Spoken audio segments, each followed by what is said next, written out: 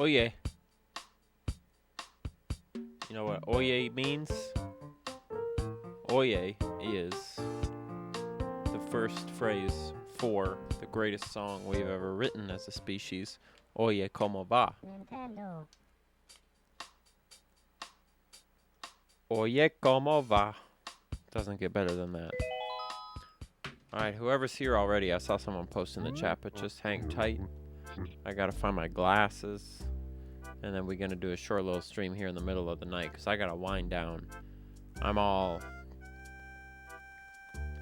jazzed up's not the right phrase, but I'm all... shook up? I don't know, what's like a negative version of being jazzed up? I'm all pissed off. Because I got home from work shortly ago, and it was just a nightmare. It was just... oof. So we're gonna play some Animal Crossing to wind down. I thought about playing Rogue Squadron 2, but that's not very relaxing, and I need something relaxing. So hold on for just 1 minute, and I'll be right back while I find my glasses.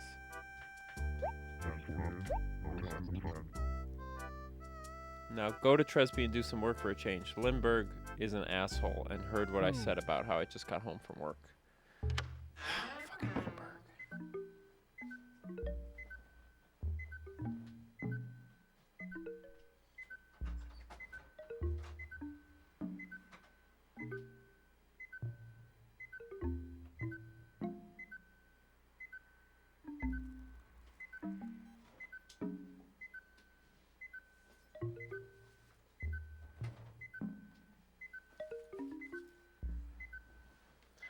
Here's what I want to know. You want to know what I want to know? Oh, I forgot about my salt soap in this nice bowl. Look at this little bowl I got. I don't know what I'm going to use it for, but it's lovely. And then what else do I got here? Glasses, great. Glasses in the bag. And a shirt, don't need that shit. A hat, don't need that. $20, definitely need that. Another hat, not important. Deodorant, important. Mio Energy, important. Coconut essence, important. 20 more bucks, important. Here it is. Salt. For my skin, apparently. Who the fuck knows?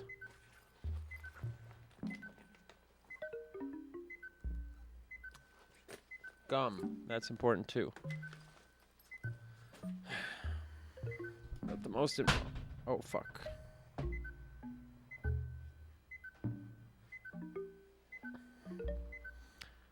Most important thing, glasses. Alright, how's everybody doing? Welcome to the Chill Zone. Joey, Happily Blue, Red Hot Dunes, Smiley9, Dennis, Cam, Julie. Welcome back, Julie. Long time no see. Memoria somehow made it back here. Devin Young, that's a new name, says, Sup dude, been watching since The Legend of Zelda Eggbusters. LOL, love your vids, man. Thanks, Devin. And Far Out Memes and Wiz Wizard. Good lord. $40. That's what I got. It's called tips, baby. You know who tips me better than real people to whom I serve food on occasion? Because they tip me garbage sometimes. I can't believe how rude people are. You know who tips me better? You guys do. That's why I love you. That's why I come home at midnight after working 12 hours to come hang out with you. Because you guys get me. Apologies for the wet hair. Took me a little shower because I was dirty as F. Biked home all the way across town. And it's nice to bike home in the middle of the night when it's a Sunday because the streets are pretty empty. So you go through downtown and it's easy to navigate, which is nice. Not as many cops and shit. Not as many, like, people being rowdy and stuff. Though, I should start playing because if I don't, I'm never gonna get anything done. But let me tell you a little story. You guys want to hear a little story? It's a really little story. We're talking like 30 seconds tops, but pork chop. I don't need this. So I was biking home from work today,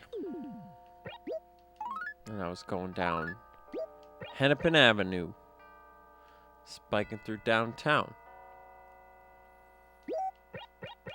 And I stopped at a light on my bike. And when you're stopped on your bike, you are effectively at the whim of the people who do not have bikes, who are simply downtown as pedestrians. Because when you're stopped, you're no longer separated from them. So I stopped, and this dude came up to me, and he was like, "What's up, man?" And I was like, "What's up, man?" And he did that thing that dudes do, where they meet. You know, you do that thing with your hands where you're like, "What's up? We're manly," and we did a thing. And he said, "I was just curious, are you gay at all?" And I was like, yeah, more or less, but like, you know, open. I, translated to him some sort of openness to all sorts of sexual encounters. But I wasn't trying to bone right then and there. Like, I was really sweaty and I just had a bad day at work, so I was trying to get home. But he was like, "Hey, I was just curious, are you gay at all?" And so whatever. And I was like, "Oh, I mean, primarily what I want to communicate to you, sir, is I'm trying to get home right now. I'm not trying to, I ain't got time for any kind of funny business at the moment, but," and he was like, "Oh, okay, it's cool, dude." And then he turned around to his friend, and his friend was like, "What the fuck was that?" And he said, "Oh, nothing. That guy was just really hot." And I was like, shit, my day just got better. I felt good when he said that, because he didn't say it to me like he was trying to impress me, right? He said it to like his friend, and I was like, this is good. This was a good way to end my night.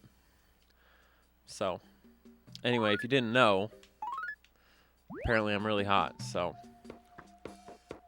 ain't nobody gonna argue that one. So that's my last hour or so. That's what I was up to. People in Minneapolis are friendly, Some of them. Really, it's just like, I feel like the queer community in Minneapolis is real friendly and cool. No straight dude ever came up to me and told me I was hot, which I think is too bad. Can't account for everything. Abby, I'm really glad. I'm really glad that's helping you, because I know what that's like. I've been through some lonely times before, and I've ended up using long-form YouTube series to get me through, so appreciate that.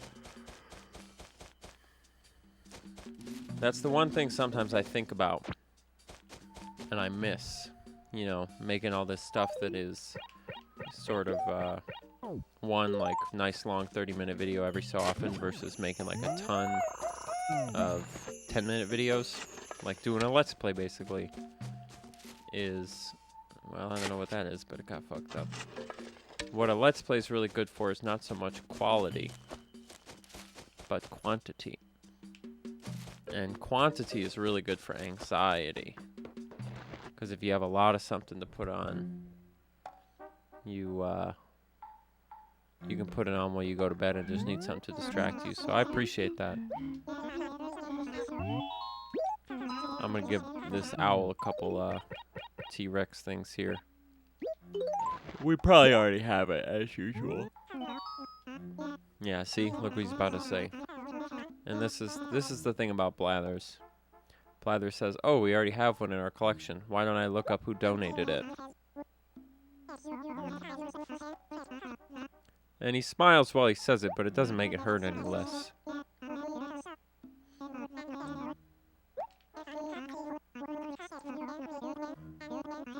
Oh well, Blathers, thank you. So anyway, that's what's going on with me. What's up, Worms?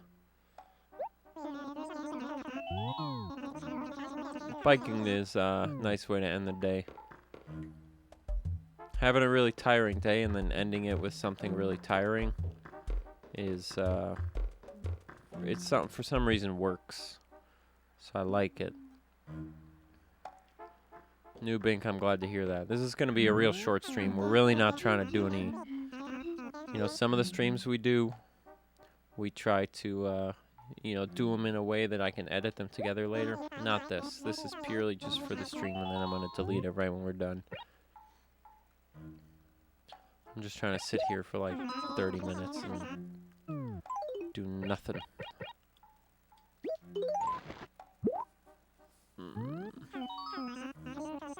That Mario Maker stream we did, was that yesterday? That was a really good stream. I'm really excited to edit that. If you missed it, look forward to it, because that's, it was really fun. You guys want to learn about the Triceratops? The Triceratops is a member of the Ornithischian. I'm going to say Ornithischian order. This great beast flourished in the late Cretaceous period. It was a huge, three-horned plant eater and grew up to 30 feet in length. That's 9 meters. Truly remarkable, which just goes to show you don't gotta eat meat to get big. Triceratops is easily recognized by its distinctive trio of horns, and of course, its parrot-like beak. You would know all about that, fucking parrot. Oh, and one mustn't forget that solid neck frill, which provided it with fortification against giant predators. Triceratops was quite formidable indeed. Wow, I didn't know that. In fact, it was one of the very last dinosaurs to suffer extinction. I wonder how we know that. Because if you look at the dirt layers, that's weird. That's sweet though. Wow, cosmic anomaly. I was not having a great night up until this moment. Thank you very much for the $20 donation. Let me read your message. Cosmic Anomaly says, hope you're having a good night. These streams have gotten me to play Animal Crossing New Leaf. It's gotten me to play that too, as a matter of fact. It's pretty chill. Thanks for the content. Is that your first time playing Animal Crossing Cosmic Anomaly?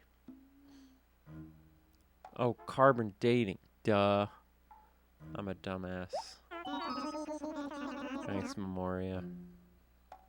I don't know that much about dinosaurs, but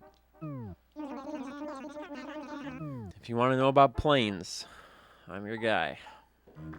Let's go look at our Triceratops.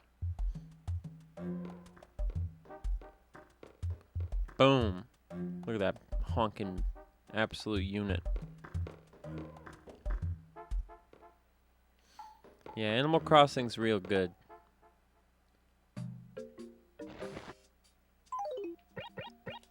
I'm going to be looking for a new game to play soon. And I haven't decided what it's going to be yet, but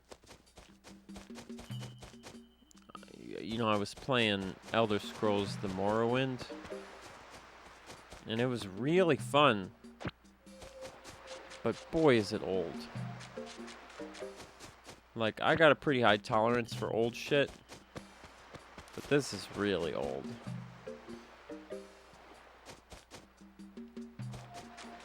My favorite plane... Man, this is bad news. All my new trees that I planted are dying. My favorite plane, I like the 787 Dreamliner because its wings are flat. I also like the DC-3 because it's old. The 747 is a classic, of course. But in the battle between Boeing and Airbus, everybody knows they're basically the same. That's not true, but... You want to hear a really good story about an air? We're just gonna tell you stories tonight. This is gonna be like a story thing. So here's a story. This is a terrifying story about a plane crash. So if you don't want to hear about a plane, but it's also funny. I know what you're thinking, Austin. Plane crashes are rarely a source of comedy, but trust me, this one isn't. But if you forget that it's real, it totally is. So once upon a time, in a land called Russia, Russia had What are you doing in this corner, Wolfgang? You can't turn it back around on me, Wolfgang.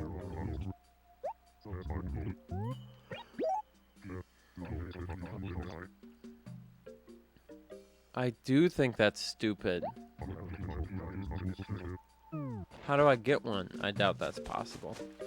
But I would love to have a music hall here in Tresby, Wolfgang. I truly would. Anyway.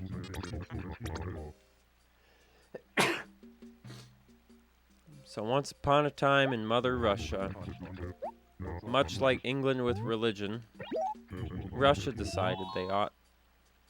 I know that. Listen, I'm trying to tell a story. You can't plant them. Wrong. Alright, let me try it again. Once upon a time in Mother Russia, Russia decided it would be a good idea. It was probably that one guy from the Chernobyl show, whatever his name was.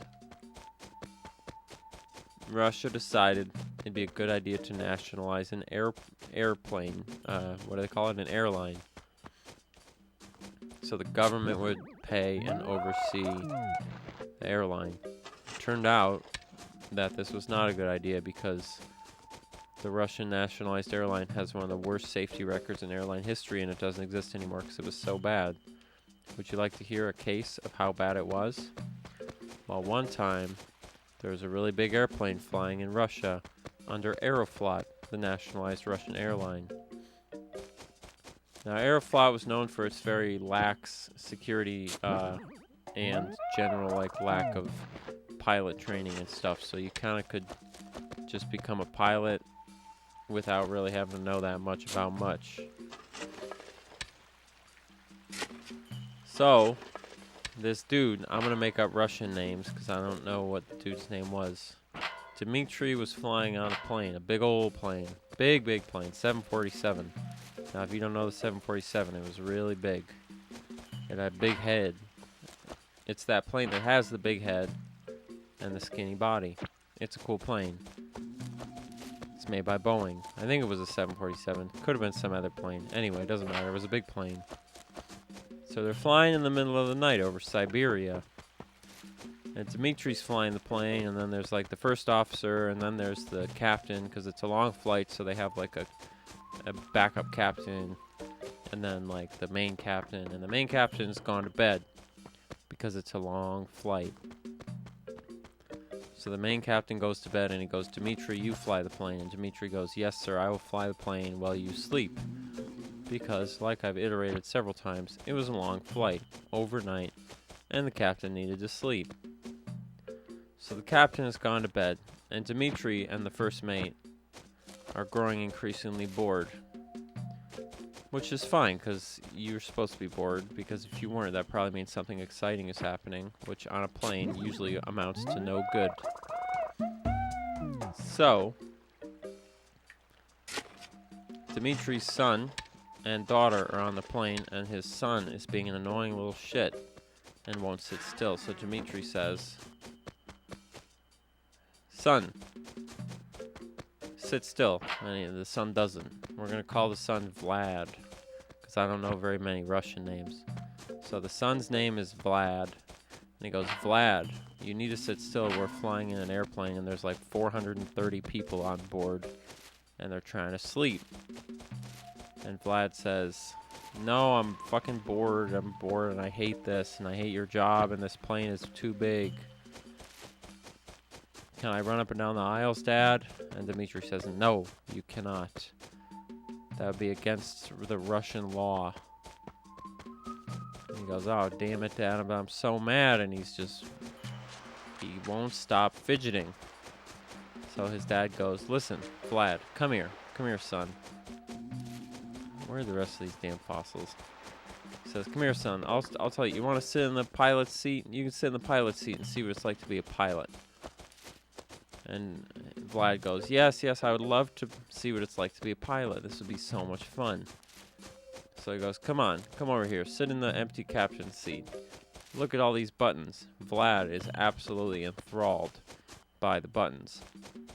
Now, Dmitri, of course, knows that, generally speaking, Vlad's arms are too short to reach pretty much any button aside from, like, the stick. You know, the flight control stick. And the plane's on autopilot, so it's not like anyone has to do anything. But Vlad is just enthralled with all the buttons, the beeping buttons on the plane, and there's just so many, and he can't believe it. But of course, because kids are stupid, eventually they get bored of anything, and Vlad grows tired of looking at the buttons. And he starts fidgeting again, much to the dismay of his father. So his father comes up with another plan. I got an idea. Hey, Vlad, you want to fly the plane? Now, in his dad's mind, this is a great idea, because the autopilot is engaged, which means that if he shows Vlad how to, like, hey, oh, look, you can pull up on this stick to make the plane go up a little bit, it'll be fine, because the autopilot will correct, right? Everything's going to be just fine.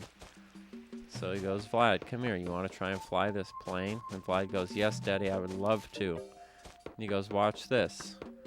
And the dad pulls up on the stick a little bit to show how to do it. And the plane goes up, and Vlad is absolutely enthralled by the fact that the plane moves just by touching the stick. And he does it again, and he makes the plane go down, and the plane goes down. And Vlad is like, wow, this is so cool, because when they go down, then the autopilot automatically corrects. And so they're making sort of gentle waves in the sky in the middle of the night over Siberia. And then Dmitri makes a pretty bad decision, you might say. Dmitri says, hey, Vlad, why don't you try? Why don't you try to move this stick, little kid, Vlad, who's like 7 years old? And Vlad is very excited. And so what Vlad does is he puts his hand on the stick, and then he pushes it down, and he crashes the plane, and 400 people all die right then and there because he crashed the plane. Because his dad let him fly it. The end.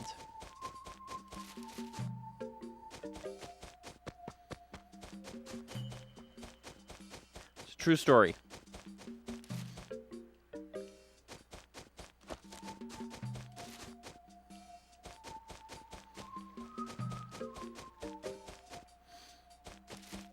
Not a happy ending, really. But that's what happened. Alright, well, I can't find no other fossils. I think I only found... Oh, I found 3. I thought I only found 2. Alright, sweet.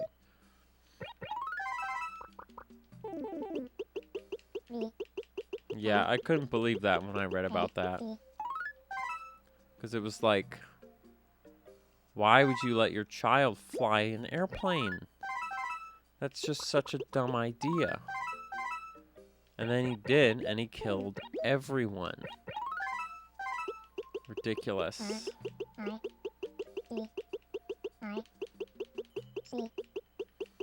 But that's what you get when you fly Aeroflot. I'm not even sure if Aeroflot's around anymore, but either way.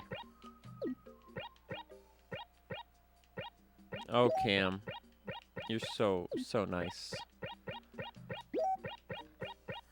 If only it were the case that not everybody died. But they did. Because people don't really survive plane crashes that often. Certainly not like that. When a little kid dive bombs a 747 into the Siberian wilderness from 30,000 feet up. Doesn't really work so good for the passengers, typically.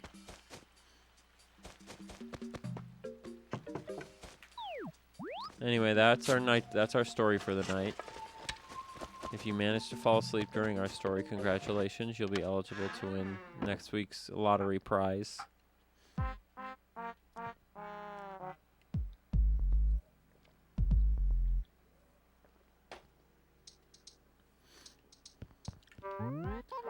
I don't know if that's the most preventable airline crash I've ever heard of, but it's gotta be up there. Well, Flector, of course I sped up the part with the plane crash a little bit. Really what happened is the kid pushed it down, and the pilots were really stupid, and they didn't read the instruments right, and they thought that the plane was oriented in a different way, so when they tried to fix it, it made it worse, and then it like stalled and it was just going into free fall, and then they didn't correct. It was like a whole deal, and it's the pilot's fault as well, obviously. But TLDR, basically the little kid crashed the plane. And at one point, like the captain who was asleep woke up because the plane was nosediving. And he's like, "What the fuck have you done?" And then everybody died. So it was like a whole deal, you know, a whole thing. But maybe I should just pay off my house. Nah, fuck that. I need my money for fun. Yeah, it's pretty terrifying. And now you're all gonna have nightmares that you are the kid and you're gonna crash the plane. It's gonna be horrible.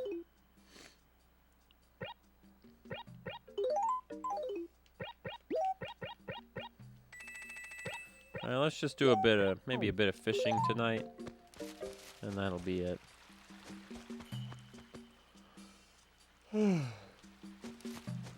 Yeah, on the order of preventable plane crashes, that's got to be one of the highest ones. The other one that was really preventable was this one in, I want to say it was in Brazil, or maybe it was a Brazilian airline. And they just straight up, like, they were flying, and they didn't put enough fuel in the plane, and they know that they didn't.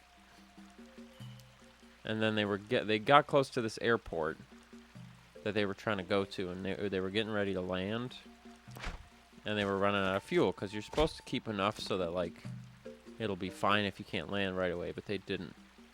They were running out. Their fuel got real low. And then air traffic controller was like, "Hey, we need you to circle around a little bit while we sort out this traffic jam. Is that okay?" And the pilots, it wasn't okay. Like, they were out of fuel. And if they did it, they were going to die. But then the pilots were just like, "Yeah, that's chill, no problem." And then they circled around for a while. And then they called and they were like, "Hey, we need to land. Can we land? We're..." They didn't even say they had a fuel problem, but they were out of fuel. They were like, "Hey, can we land?" And air traffic controller was like, "Oh, no, you can't land yet. We're trying to sort out this traffic jam. Could you circle for a little bit longer?" And the pilots were just like, "Oh yeah, no problem." And then they ran out of fuel and they fucking died because they just like didn't.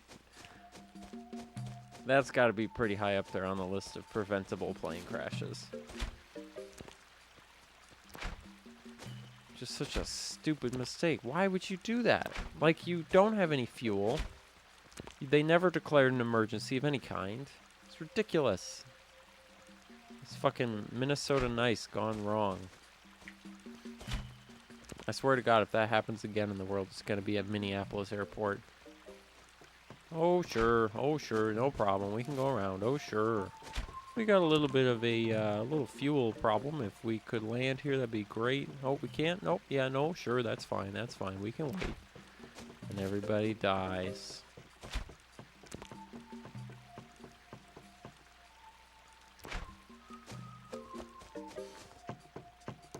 There's been some pretty funny plane crashes like that, and also just some really bad ones. And some really amazing things that should have been plane crashes, but like the pilots like fucking killed it and saved a bunch of people. How come these fish don't give an F about my fishing attempts today? Minneapolis is a really good city if you like things to be good and nice. And if you're white. In terms of like racial income disparity, it's like pretty bad from what the studies show. But in terms of amenities, like number of parks and like trees and green spaces and like public health and blah blah blah, all the things that are good, it's pretty good. Man, these fish really don't give an F tonight, huh? Alright, maybe we'll try the ocean.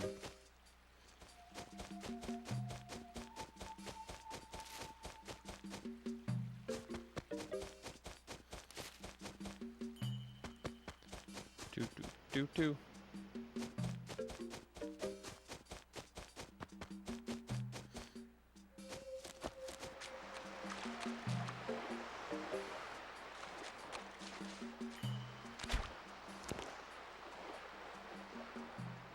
There we go.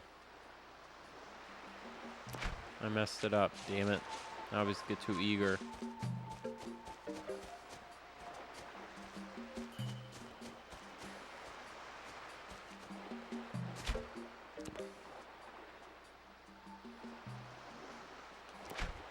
Too late. Man, it's hard to fish in this game. Dang.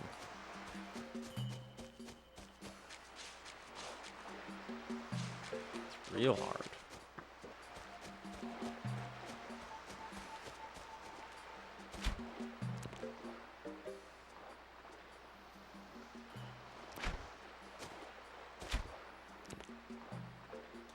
Damn it. Can't catch anything.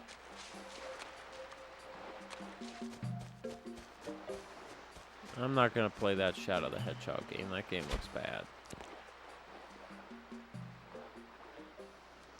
I missed it again. Jesus.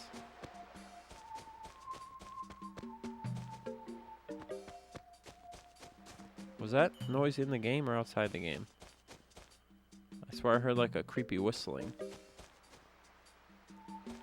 Did you hear that or was that just me? There it is again. Do you hear that? I can't tell if it's coming out from my window. Do do do do. It's creepy. I don't like it. Not a fan of that at all.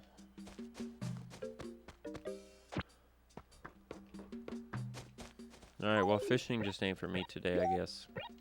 Tom Nook's is closed, so...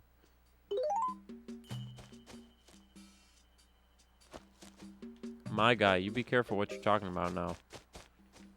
I don't know what kind of a joke you're going for, but...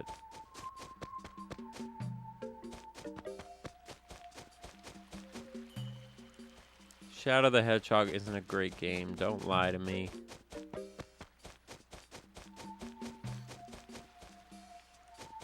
I don't know what the next CHILLZONE game is, but it ain't gonna be that.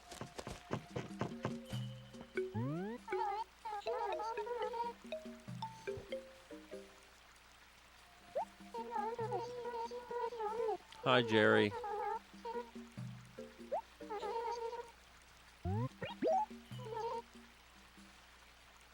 How did you know I'm sniffling? I don't know why I'm sniffling. I don't know if it's allergies or what, but I am. How did you know that? Wow. Twilight Princess, maybe? Yeah, I'll take whatever it is. I'll just eat it. $3,000 to eat a pear. That's fine. We already got pear trees. I know you stole them off the tree and you're just trying to trick me. I'm not a dumbass pecan, but I'm looking for excuses to give my money away to the poor, so... Whatever. Spread the wealth. It's fine. Toontown. That's a good idea. Neopets. Something like that.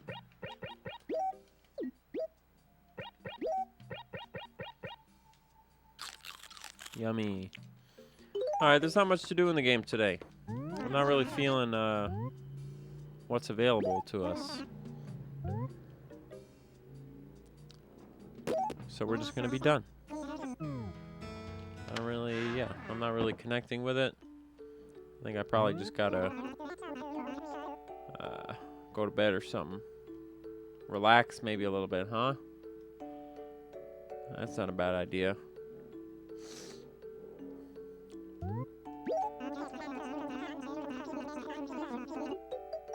But I said it was going to be half an hour, and it was half an hour, so I got to tell you that cool little story. Now, see, my guy, here's the thing. Here's the thing. Before we go, this is my perspective on what you're saying, okay? How's it going, Greg? It's Ron. This is my perspective. When you want to call out something for being a stereotype,